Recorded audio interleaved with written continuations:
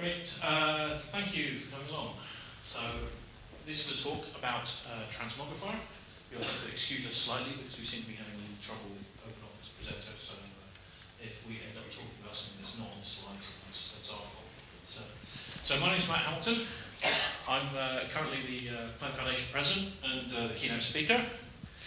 My name is Matt Singh. I once installed Keynote. That's about it. Although ironically not today. No.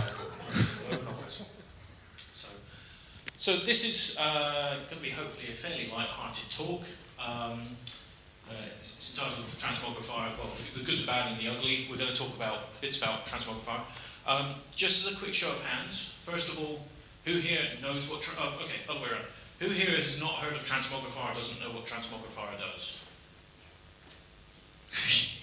you don't count, Martin. It's okay. I will cover it in a second. But who here has kind of used Transmogrifier in some way for something? Okay, about half the people. So you're just here to share in the pain, right? And enjoy. So we'll start off with the good news. Sorry? I'll do this one. Yeah. Okay. So Transmogrifier is a great tool. So what is Transmogrifier? Transmogrifier is a tool. It's a toolkit actually for allowing you to import and export content out of, in this case, a Plone site. Although it's not specifically related to Plone in and of itself, you can use it for other things as well. It is actually a great tool. It is, though, a toolkit, and it is something you have to sort of configure and build on in most cases, normally for what it is you want to do. Yeah, there's a lot of good companion tools with it as well. A lot of people have done a lot of the work already. Not all of the work, but a lot of the work. So there's the basics of Transmogrifier are in collective Transmogrifier, and then there's some specific Plone stuff in Plone app Transmogrifier, which has some really good recipes for getting stuff into Plone. And then Quinter Group have done a lot of work on top of that with putting stuff together and documented quite a lot of stuff of the simpler stuff, which brings us on to the simple cases are very well documented. There have been many Plone talks before about kind of using Transmogrifier. So if you haven't used it much or you're just getting into it, then you should Google these things. Lennart's given a great introduction, Clayton as well, and Quinter Group have some great stuff on their website about it. But really where this talk comes from is the fact that we'd kind of used Transmogrifier a bit this year in some things, and because it seemed amazing from these simple talks, and and it is amazing. But we were all the talks I'd ever heard on it were about how easy it is, and so this is going to be a talk about how it is the right tool for the job a lot of the time, but it's let's be realistic, it's difficult, and we're going to try and talk about some of the things that we learned and some of the things that it's the strategies and things that's helpful to think about if you're and be aware of before you get into this. Do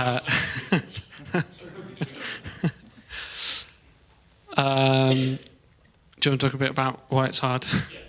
So content migration in itself is actually a hard problem. You think it's straightforward, and 95% of it is straightforward, but then there's 5% that will really bite you. You start doing something and you think it's all going to go well, and then you find that there's aspects that don't work well. So I mean, content migration as a general problem, not restricted to Transmogrifier. Being a general problem is difficult. You're dealing with often a maintenance window or something which you have to do an import and an export because the site maybe have to be down whilst you're doing it. You've got often changes in code base, changes in the structure. You know, nobody generally just wants to export something and import it in exactly the same way. There's always changes that they want. That's generally why they're doing it. And so there's a lot of things there that do actually make it quite difficult. So it's a hard problem on its own. You were going to say about The ZODB. Yeah, so one example being, one of the great things we have in Clone is the ZODB object database. And Clone is hierarchical in its nature. You put content in, you put it in a folder, you nest folders within folders, etc. And so you go ahead and you do an export, say, or an import, and you think you've got all of your content, only to find that somewhere nested deep down, 12 folders deep, somebody has put a particular content item in there that you weren't aware of, that they were even using, right? And there's some particular piece of content there, and there's no way that you can know that's there really until you start to do the import or the export of itself. I mean, you can look at what products are installed and you can say, okay, well, they've got this product installed, so there might be instances of that around. You can look in the types tool and see what content types there are, but you don't actually know whether they're being used or not. And we've had situations where you go ahead and you do the export, all looks good, you do the import, all looks good, and then somebody comes screaming back saying, my whatever is not there, and suddenly you realise that there's something there. With other content management systems that may use something like a relational database, it's quite easy to see what content you'll have by looking at the tables that are there and the schemas of the tables. Well, within Clone you do have schemas in some regards for content types, but that doesn't necessarily guarantee that that's the information that's only there on the objects, because each object could be completely different. We then get into this. This was a good point, and it comes back here as a bad point. Sorry. The simple cases are well documented, but the simple cases are well documented. So there's a lot of there's a lot of work being done in kind of presenting how to get stuff up and running. There's a lot of blueprints, which are the kind of recipes of Transmogrifier, about pulling content from much simpler systems, like if you want content from CSV, or even if you just want to pull like content from a static website or something. And there's a lot of simple things about getting stuff into Plone. But we've done quite a lot recently where we're going from one kind of major version upgrades of Plone where we've changed lots of stuff in the process and trying to get stuff out of Plone and then back into Plone.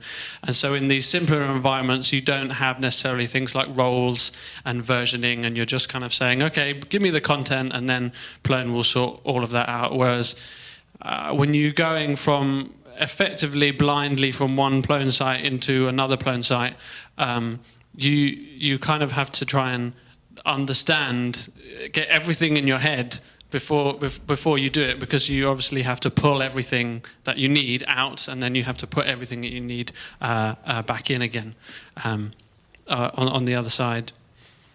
And something Matt alluded to previously was sometimes you only have one shot.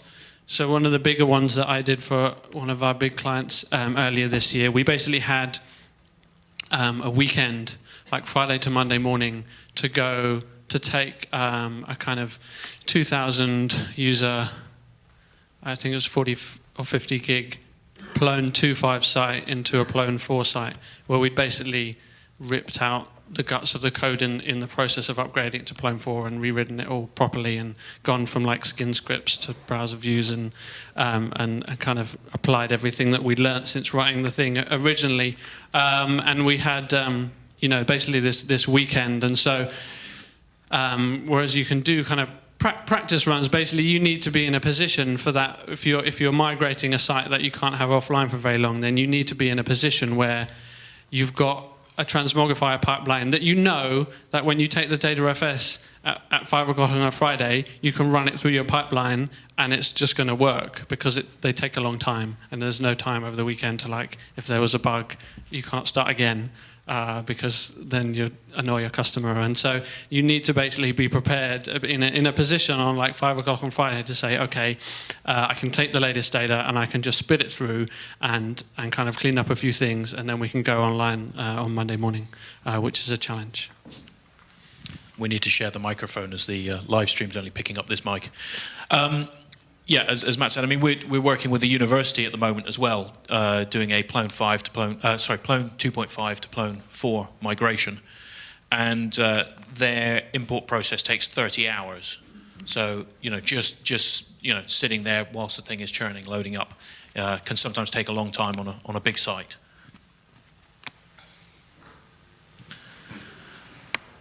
The ugly truth, then. Who's... I'll do this bit first. So in putting together this talk, I put some stuff on GitHub. This is not to be...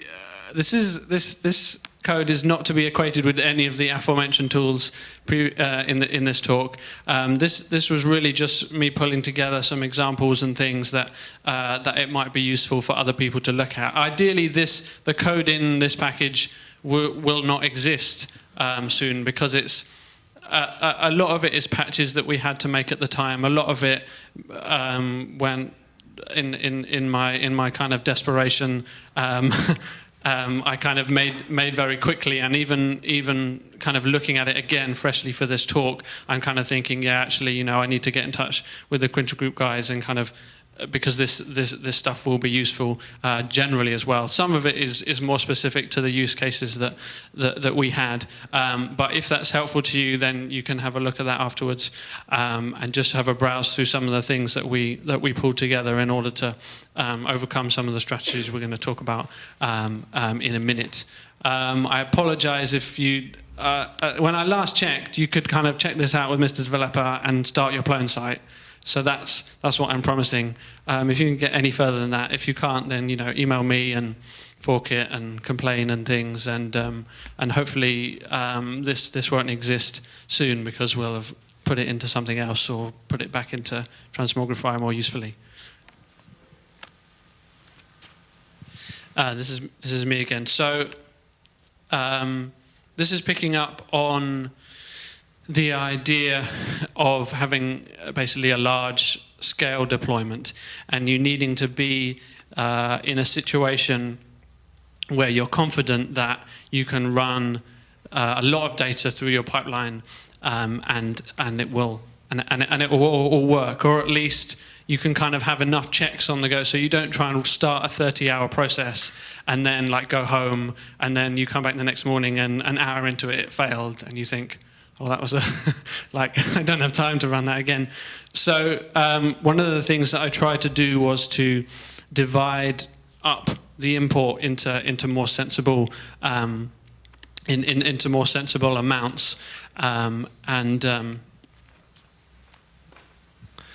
basically the approach that I took in this was to try and this isn't always possible with sites, but in this particular site we had, there were specific content types in specific parts of the site. There were specific bits of functionality in others. So I would basically either kind of run the migration on a specific content type, or run it on a specific path in my site, and basically nail the kind of issues with those things. So I would basically not try and say, okay, let's test importing the whole site, but I would say, okay, let's get all the users across, and let's try and sort out the issues with that, and any kind of customizations we'd made. The tricky thing with that, especially if you're going from Plone to Plone, is with references and with trying to deal, and a lot of the Quinter Group stuff really helps with maintaining references between items, but it was helpful to think in this particular case, every item in the site referenced the users. We were using Membrane for the users, so the users were actual content that needed migrating as well. And every item was kind of linked to a user, so it made sense that I needed to import the users first, because they didn't really reference anything else. And then when the content was imported, the users were already there to be referenced. And then there's always some stuff left over. The Quinter Group stuff in particular, some of the reference stuff assumes that you're importing all your site in one go. So there was some stuff in that package that I added to kind of spit out references that were missing to disk, or to basically log stuff that was missing, so that you could then kind of pick it up later and write something to patch up those references later on, rather than just getting lost.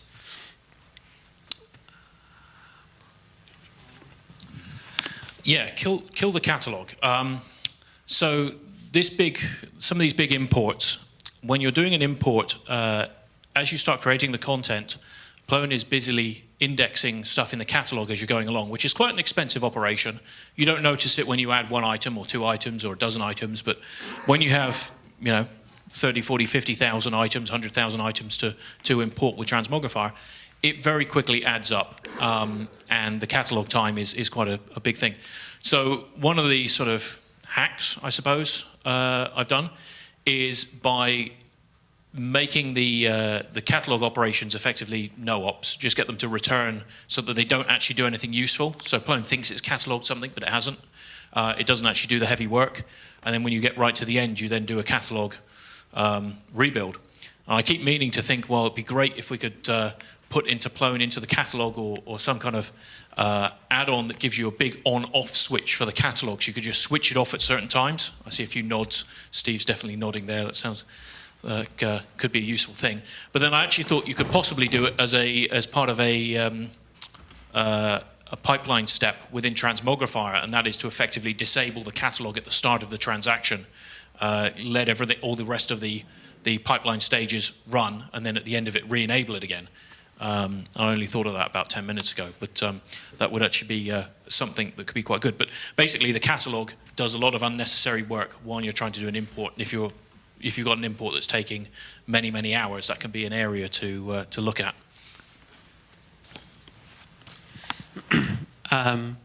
There's also another. I'm sure people have come across this before. Just thinking about the catalog, there's in archetypes, when you do a default, when you reindex something, it updates its modified.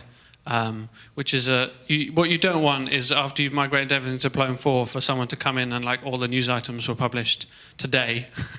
That's a good one to watch out for. You can patch the catalog. There's some code in that example one which kind of basically just turns off the bit that updates the modifier when you reindex it, because as part of the import process you need to reindex things. You need to do that, but you don't want to say that this is updated then, or because you still want it to have the original dates from when you imported it.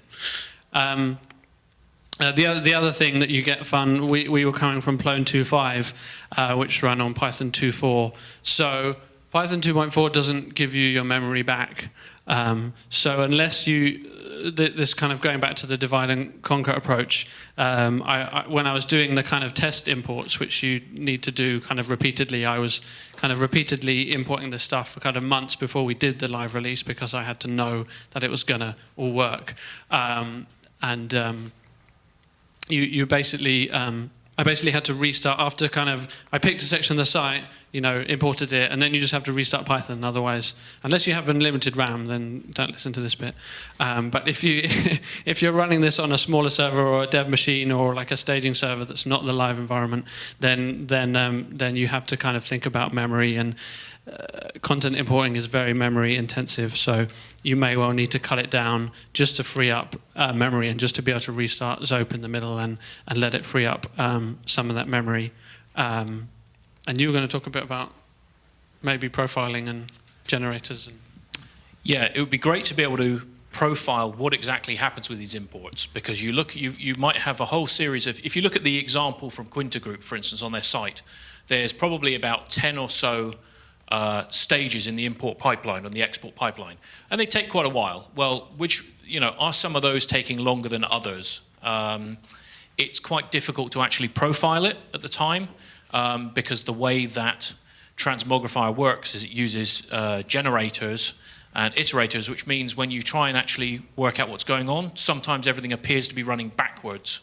When you look at it, you're trying to do the profiling and the debugging, which makes things a little difficult, and you start putting in timing hooks and stuff like that, and then suddenly you find you've actually broken the whole sort of generator-ness of something, and it ends up taking a lot longer anyway, which is a side effect. But it would be great to be able to profile it, find out what's going on. I know that various people have had strategies in the past. Some of the Italian guys, I seem to remember from Plone Symposium a couple of years ago, had a thing when they were doing an import, the content wasn't really created. It just looked like it was, if I remember rightly. And when you then went to access it, it kind of then said, oh, now I really need to do the import, and did it on a sort of a lazy basis. And I guess that's really for the case of you're importing a whole load of legacy stuff and maybe only 10% of that is actually actively used, but you need the rest of it for later. So, but that's more of a sort of a whole architecture issue, I guess. And that's, like I said, that's what makes things difficult with this, is that you're not going from like to like. You've normally, I mean, most of the times that we've done these Transmogrifier imports and exports between Plone and Plone has been going from Plone 2.5 to Plone 4. And a lot has changed in that time. We could just take the ZODB and try and upgrade it through Plone's upgrade machinery through all the intermediate versions. But in many cases, we've dropped third-party products. We've changed the way things are done. Content types are different. We did a good import for a university college, in which we did an export and an import using Transmogrifier, and all of the content types were basically changing in the process. And a lot of the content types that were sort of deemed needed to be special at the start of the process with Plone 2.5, after a while they realized, well, we can just use the standard built-in event content type or the news content type. And all of these desires and wishes that they had right at the very start of the project when they actually built it, as usual, a lot of them fall by the wayside as they actually get using it and realize what they actually want, not what they thought they want. And so when you do the upgrade process, certain things can be simplified quite a bit using this. And that gets us on to the dark corners of Zope and Plone. Now, the reason, as other Matt said, the reason why that code exists, that he's written there, is not just because we're lazy-ass developers and we don't want to contribute it back, but a lot of it goes into some very strange places that we don't necessarily feel comfortable dealing with, or that we don't understand why they're like that. So one of the main bits that the Quinta group code gives you is the ability to use Marshall within Plone, which is something that dates right back to the original days of the first days of Zope, and is used by things like the FTP machinery when you FTP stuff in and out of Zope. It uses that to serialize the data out to an XML file. So when you export, if you use the sort of example pipelines that Quinta Group give you, you get a bunch of XML files on the file system, and then you can run the imports and you import them back in. Now, we had a problem with permissions on items not coming back in properly. And we looked at it, and we sort of chased, starting at various levels and working our way down this sort of rabbit hole, and ended up all the way down into Marshall. And one of the issues we found was a fairly simple fix, and we did that and we committed it back. But another bit, I looked at it and I was trying to work out what was going on, and it seemed like it was exporting in one particular sort of XML format and then looking to import in a completely different one. And I'm looking at it going, I don't think this has ever worked. I don't think it ever would work. And I don't know why it's like that. And I sort of thought, okay, well, who can I go and chase? How can I try and find out what's going on? I looked back through the Subversion history and worked my way back. The person who last touched the file is here in this room. It was back in 2006. Alex Mitchell was the last person to touch Marshall in 2006, and this thing doesn't work, and I've got no idea what it's meant to do, and I bet if I asked him now, he'd have no idea what was going on in his mind in 2006. So I'm not blaming you or anything like that, but this is the problem, is that some of this code touches some really old, obscure bits of Zope that don't get airing every day. They only get used every now and then, and unfortunately, sometimes you hit issues with them, which is unfortunate, but I think we can fix that. The question in some regards is, how much effort do we spend in fixing that? Because in this case, it was an export from Plone 2.5, which means it needed all of the eggs and dependencies that were around in Plone 2.5, which means it needed the version of Marshall that was around for Plone 2.5. But I'm now importing into Plone 4, so I need the versions that are around today, which is a version of Marshall that is now, 6 years older than the previous version that was used to export it, and that could be part of the problem, that things have moved on and the export and import formats are different. So how much time do we want to spend dealing with that when, that problem's naturally going to go away and we're not going to be needing to export from older versions of that code anymore? So I guess really what we want to do is talk to a few more people who've had these issues, and if anybody here wants to sort of talk after this and say, yes, we fixed that. No, that bugs us too. Whatever. Then please, we would be really interested to talk to people, because some of this stuff, like I said, these packages shouldn't exist. We'd like to get them all back into wherever these fixes should belong, but a lot of them is not obvious where they should be. The other thing we found in Marshall, there was an interesting bug in Marshall that I found where you couldn't demarshal anything that you'd use like a selection widget for. You could only demarshal archetypes, lines, fields if you had one value in them. If you had like a multi-selection field, that never worked. I don't think that's ever worked in Marshall, so because I don't think anyone really uses it. So that is one that we managed to. It was a typo. There were basically some missing quotes around a string that was meant to be a string, but it was also a variable that had been used like 5 lines up. So I don't think anyone had tried to read it. So we did that. That one is now in. That's not a bug anymore. Don't worry.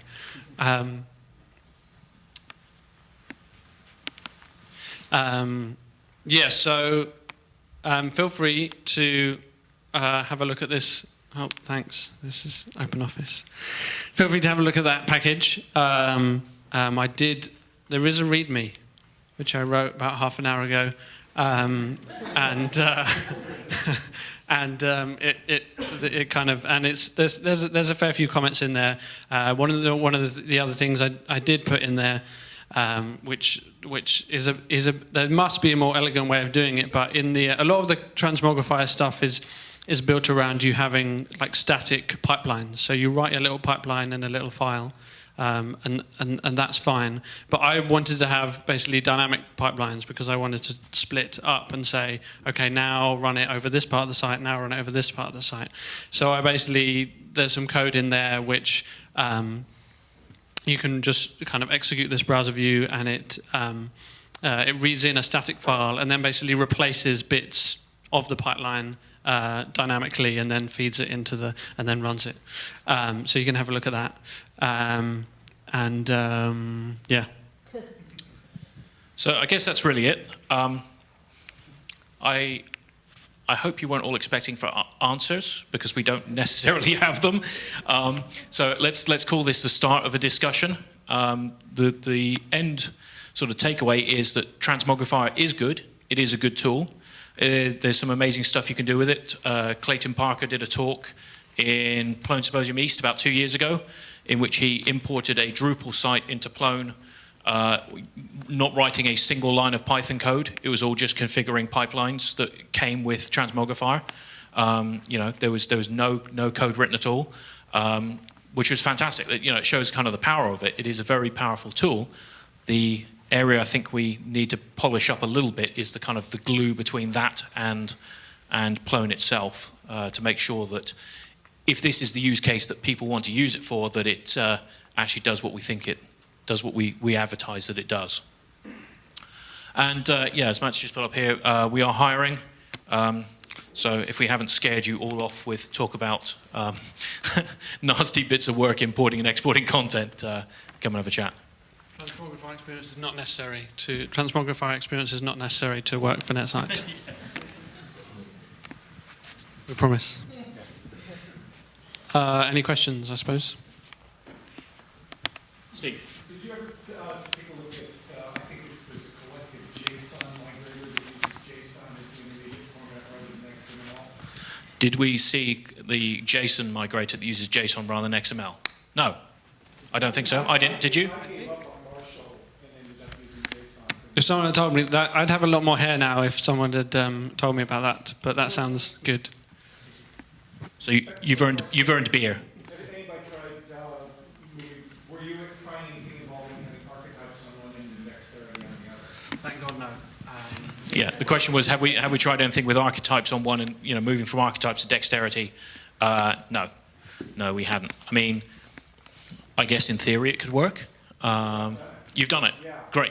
Yeah. And it works? Yeah. Good. But like But- you, the code I wrote ended up with all sorts of hacks in it, so that I would hesitate to put it in anybody else's hands. Yeah,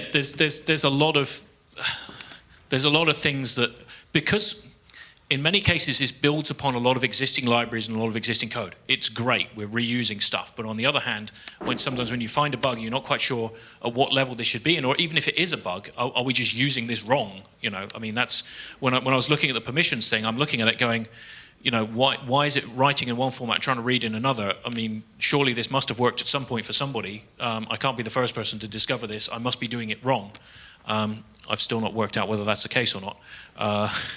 But yeah, so there's some bits in there that are quite hairy because they use lots of different components, so you don't quite know where to put these fixes. But I'm hoping that you know, if people are interested, we could sort of get together and try and get some of these things, you know, better polished. Any other questions? How did you verify the integrity of the transformation? Did you do spiders on them or manual inspection? Or? Yeah, manual inspection. I did a migration a while back and wrote something called Let's Compare the Spiders, the original site, and then looks at the new site, page by page, doing byte counts and text similarity matches and stuff, which we found very helpful.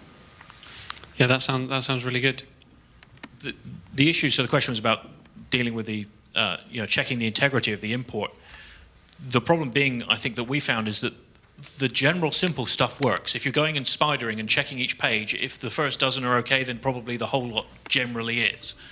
Where we found issues are things like, we've had portlets not importing for some reason, and it looks like they should do, and you know, to all intents they should do, and then for some reason at some point they're not.